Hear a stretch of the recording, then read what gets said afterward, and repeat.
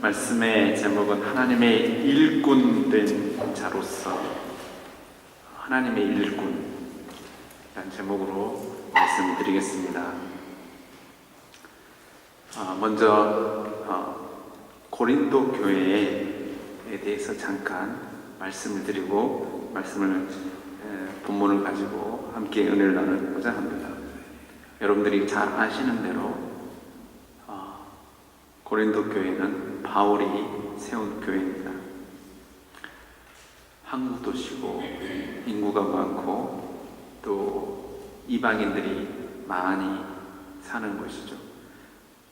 상업이 성행하니까 문화가 발달되고 부유한 사람이 참 많은 도시였습니다.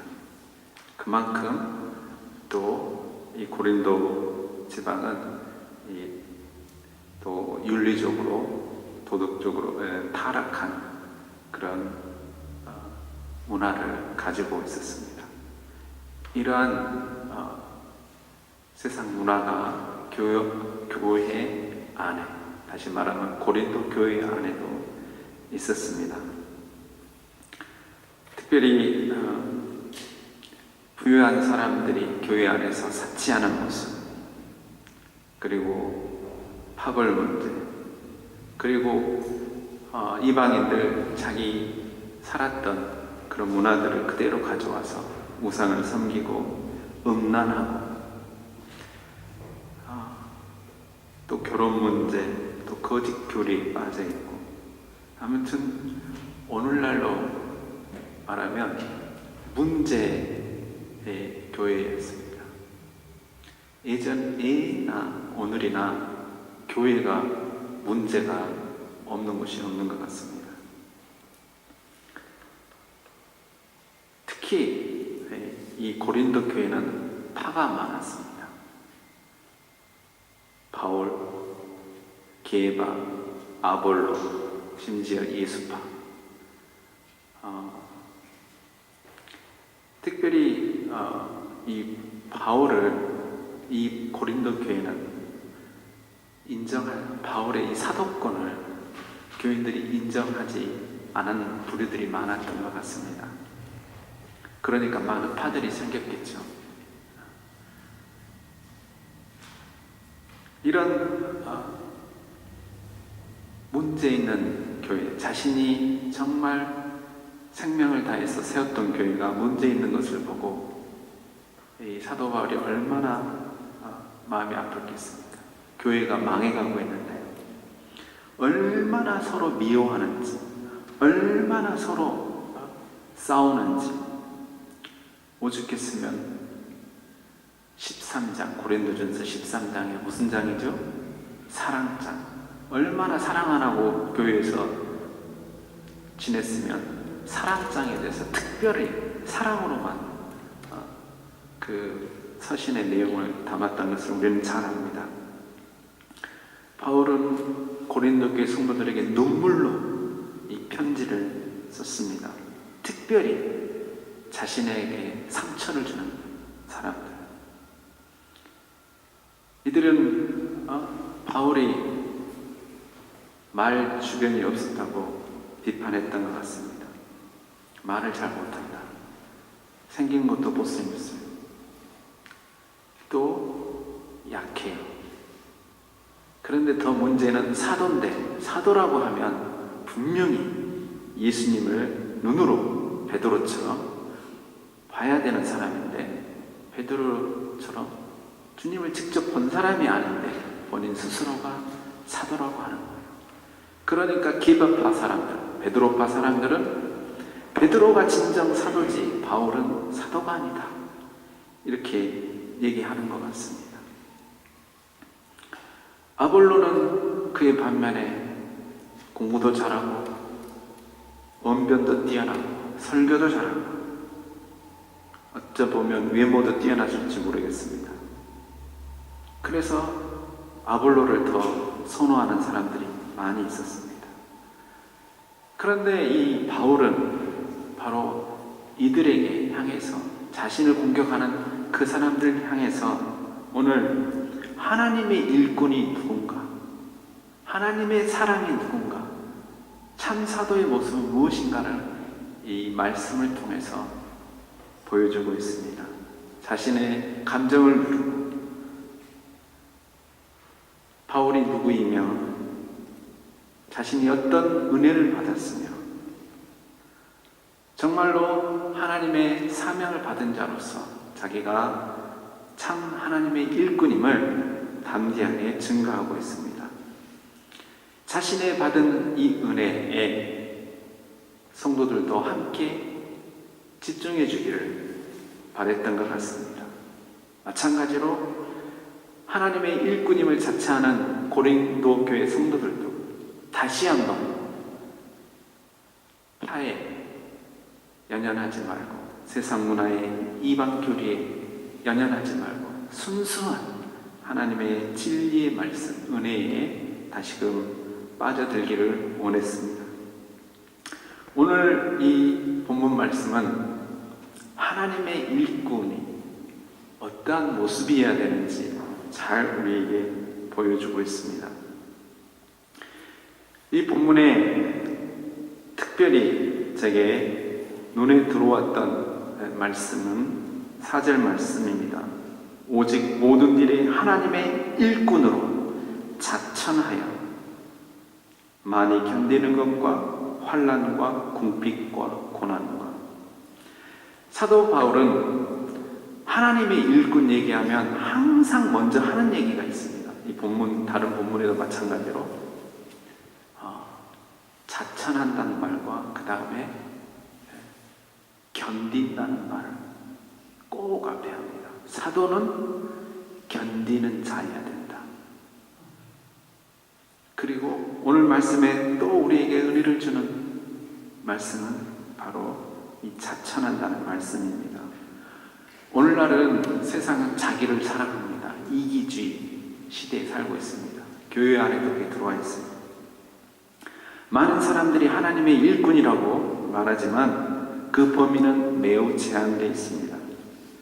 다시 말하면 내가 정신적으로, 육체적으로, 물질적으로 피해를 보는 일이 없는 범위 안에서만 하나님의 일꾼으로 자천합니다. 오늘날 사람들이 교회 세습 이런 문제들은 다 사실 어떤 의미에서 보면 뭐예요? 유익이, 내 개인의 유익이 있기 때문에 법을 어겨가면서 그렇게 합니다. 그러나 정말 저 몇몇 안 되는 작은 교회, 정말 이름도 없이 빛도 없이 선결하고 또 세습을 해야 된다 하면 아마 그 세습 받는 사람이 많이 없을 줄로 압니다. 어떤 분들은 반대로 직분을 받으려고 하지 않습니다. 왜냐하면 수고와 고생이 따르기 때문입니다. 그래서 아예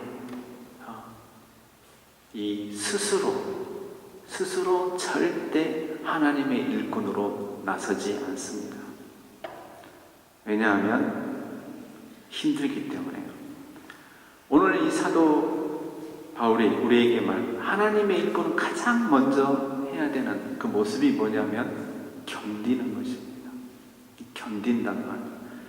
무엇을 견뎌야 되는가? 바로 세 가지로 크게 설명하고 있습니다. 4절 말씀에 환난과 궁핍과 고난을 얘기합니다. 다시 말하면 환경이 어려워질 수 있어요. 육체적으로, 정신적으로 어려움을 당할 수 있습니다. 그리고 가난에 처할 수가 있습니다. 물질적인 고난도 받을 수 있는데 그 모든 일에 뭐예요? 견디는 것입니다. 이 견디는 범위에 대해서 얘기를 하고 있어요. 더 나아가서 구체적으로 5절 말씀에 설명합니다. 메말고 갇히고 난동 수고로 자지 못함, 먹지 못함. 이게 다 어디서 일어나는 일이에요? 복음을 전하다 주님 때문에 당하는 일입니다. 보통은 세상에서는 죄인들이 이러한 고문을 받습니다. 먹을 것 안 주고 때리고 잠 못 자게 하고, 가장 힘든 고문 중에 하나가 잠을 못 재우는 그런 고문이라고 합니다. 그런데 이것을 뭐예요? 사도 바울이 자천했다. 알면서도, 뻔히 그렇게 당할 줄 알면서, 고난을 당할 줄 알면서, 문제가 복잡해질 줄 알면서, 수고가 많이 따를 줄 알면서 이 일을 자천한다는 거예요. 자원해서 자기가 그 일을 하겠다고 나서는 것입니다. 이것이 바로 하나님의 일꾼의 모습입니다.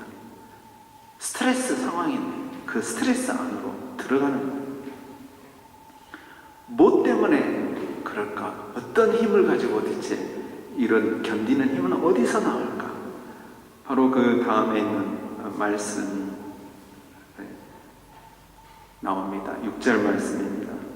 깨끗함과 지식과 오래 참음과 자비형과 성령의 감화, 거짓이 없는 사랑, 진리의 말씀과 하나님의 능력으로 의의 무기를 좌우에 가지고, 바로 6절 7절에 있는 그 하나님의 능력, 그 힘 때문에 이 일이 가능합니다. 절대 개인의 인격을 수양해가지고 나오는 힘이 아니라 바로 하나님의 능력을 받았기 때문에 일이 가능한 자신이 있는 것입니다. 이 하나님의 능력, 방금 제가 6, 7절 말씀을 가만히 여러분들 생각해 보시면 전부 다 마음에 관한 이야기입니다. 잘 생각해 보십시오.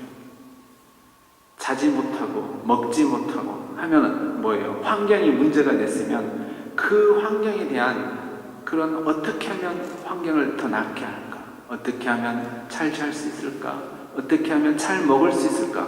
이런 얘기가 아니라, 실제적인 그런 조언이 아니라 뭐예요? 오히려 전혀 그거하고 상관없는 마음에 관한 이야기를 합니다. 성령의 감화, 성령 충만을 받으면 가능하다는 말씀입니다. 깨끗한 지식.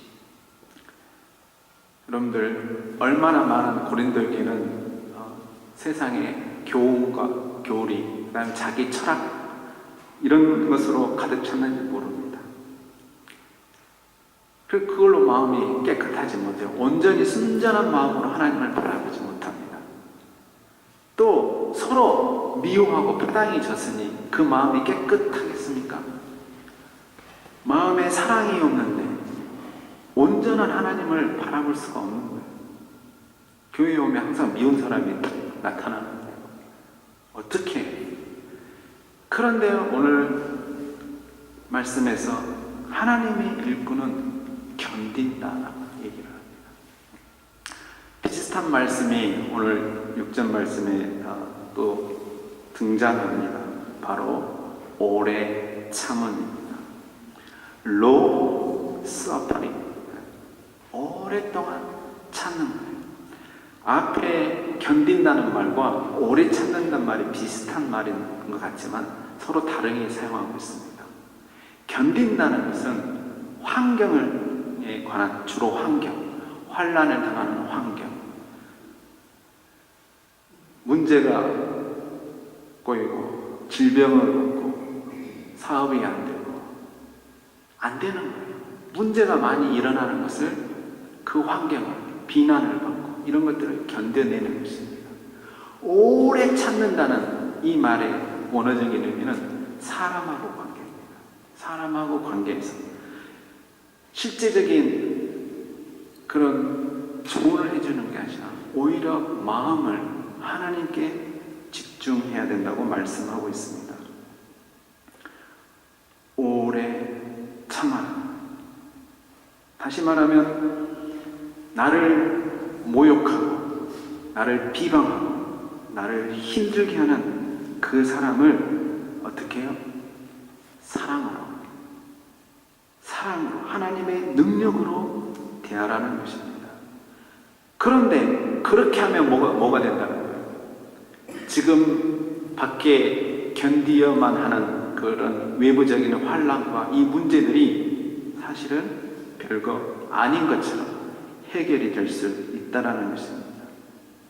하나님의 말씀을 붙들고 형제를 용납하고 사랑했더니 나를 힘들게 했던 환경과 그런 모든 문제들이 해결된다는 그런 의미도 되겠습니다. 아담과 하와 이야기를 우린 잘 압니다. 사랑이 충만했을 때 뼈 중에 뼈요 정말 좋아하는 사이였습니다. 그런데 죄가 들어와서 어떻게 됐습니까? 원망이, 서운함이, 그 다음에 책임 전가가 있었습니다. 그래서 하는 말이 뭐라고 얘기합니까? 아담이 하나님한테 당신이 준 하와 때문에 이런 일이거든요. 저 여자 때문에 뼈 중에 뼈가 살아나 그때부터 남남이 되는 거예요. 남남이 되는 거예요. 너가 좀, 그러니까 하나님 너 때문이라는 거죠. 그렇게 변해버립니다. 이런 미움이 있는 그 에덴 동산이 어떻게 됐어요? 추방됐고 그것으로 인해서 죄가 들어오고 결국은 그의 낳은 자식으로 해서 살인이 일어나고 그 모든 환경이 변화해서 악한 환경으로 변화해지는 것을 우리가 잘 압니다. 야곱은 에서를 피해서 도망을 갔습니다. 날마다 잠 못 이루었습니다. 불안해서, 걱정되어서 도저히 해결할 수 없는 이 문제 어떻게 해결했습니까? 그가 개인적으로 여러 가지 출첵을 했지만 소용이 없어요. 그래도 불안해요. 근데 그 마음에 하나님의 은혜가 찾아오니까 하나님의 은혜를 만나고 나니까 어떤 일이 일어났어요? 그 자기를 죽이려고 했던 에서가 자기를 끌어안고 사랑하고 용서하고 형제를 나누는 그런 환경이 바뀌어버리는 그런 사건을 우리가 잘 압니다. 사무엘하 16장에 보면 다윗은 아들 압살롬에게 쫓깁니다. 언젠가 말씀드렸지만 시므이라는 그 사람이 계속 집요하게 다윗을 쫓아다니면서 돌을 던지고 저주합니다.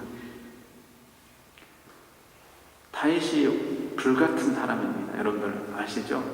나발을 바로 그냥 죽이려고 했었잖아요. 견딜 수 없는 불의를 보면 참지 못하는 이 다윗이 하는 이야기가 뭡니까? 자기 부하가 제가 저 시므이를 처단하겠습니다. 놔둬라. 그가 하는 말이 이런 말입니다. 그가 저주하게 내버려 두어라. 여호와께서 나의 원통함을 감찰하시니 오늘 그 저주 때문에 여호와께서 선으로 내게 갚아주시리라. 견디는 모습입니다. 견디는 하나님의 사랑, 이 다윗의 견디는 모습입니다. 어떻게 견뎌요? 하나님의 약속, 하나님의 말씀, 하나님께로 더 집중하는, 은혜에 집중하는 모습을 우리가 볼 수 있습니다. 하나님의 언약을 붙드는 것입니다. 끝까지 그렇게 살려라 하는 그런 말 이후에도 시므이는 끝까지 쫓아가면서 다윗을 돌돌리면서 저주합니다. 하나님의 일꾼임을, 하나님의 사람임을, 하나님의 사도임을 무엇으로 증명을 했습니까? 바로 다윗은 하나님을 바라봄으로써, 용서함으로써, 견디어내면서 그 상황을, 견딜 수 없는 그 상황을 견뎌냄으로써 그가 하나님의 사람임을, 하나님의 일꾼임을 보여주었습니다. 이러한 능력, 하나님의 능력을 통해서 이겨냈습니다. 견뎌냈습니다. 욥은 23장 10절에 내가 가는 길을 그가 아시나니 그가 나를 단련하신 후에는 내가 순금같이 되어 나오리라. 다시 말하면 이 능력이 이렇게 견뎌냈더니, 하나님의 약속을 붙잡고 견뎌냈더니 이것이 나의 또 하나의 더 큰 능력이 되었다는 것입니다. 무기가 되었어요. 오늘 말씀처럼 좌우에 날쌘 의의 무기가 되었다는 것입니다. 칼날이 더 견디고 견뎠더니 내게 더 강한 무기가 생겼다는 것입니다. 환난을 통해서 우리의 지식이 더 순수해지고 깨끗해지고 하나님의 더 큰 위로가 임함으로써 하나님의 더 큰 사랑을 체험하게 되는 것입니다. 바울은 그래서 이 그리스도를 위해서 당하는 이런 고난들, 이런 견딤들, 이 모든 것을 기뻐한다고 그랬어요. 말이 안 되잖아요. 어떻게 이걸 기뻐할 수 있어요? 그리고 자랑한다고 했습니다. 바울은 이렇게 얘기합니다. 내 능력이 약한 데서 온전하여지니라. 이러므로 도리어 크게 기뻐함으로 나의 여러 약한 것들에 대한 자랑하리니 이는 그리스도의 능력으로 내게 머물게 하려 함이라. 내가 그리스도를 위하여 약한 것들과 능력과 궁핍과 핍박과 곤란을 기뻐하노니 이는 내가 약할 때 그때의 곧 강함이니라. 아멘. 그는 자기가 정말 견딜 수 없는 이런 어려운 환경이 있으면 어떻게 해요? 바로 그때 하나님의 능력이 나타나는 순간임을 깨달은 것입니다. 세상의 눈에는 어떻게 비춰집니까? 무명한 자요, 무시되는 사람이고 매를 때려서 정말 죽을 사람 같은, 징계를 받은 사람이나야 그런 환경과 어려움에 쌓이는 경험하는 그런 사람들, 오직 했으면 징계를 받아서 가난하고 궁핍하게 살았을까, 무시당하고 거의 죽는 자 같은 그런 사람의 평가를 세상 사람들은 내릴 수가 있습니다. 그러나 오늘 10절 말씀에 하나님의 일꾼은 근심하는 자 같으나 항상 기뻐하는 자요, 가난한 자 같으나 항상 많은 사람을 부유하게 하고 아무것도 없는 자 같으나 모든 것을 가진 자입니다. 바로 이 모습이 하나님의 일꾼의 모습입니다. 아멘. 항상 기뻐하는 자. 바울은 기뻐함에 항상 부사를 넣습니다. 항상. 어디 가나 이 항상을 넣어요. 기뻐함으로 견딥니다. 기쁨과 견디는 것은 사실 잘 안 맞는 단어예요. 그러나 가능한 이유는 바로 그리스도의 부활하신 그 은혜가 바울에게 있기 때문입니다.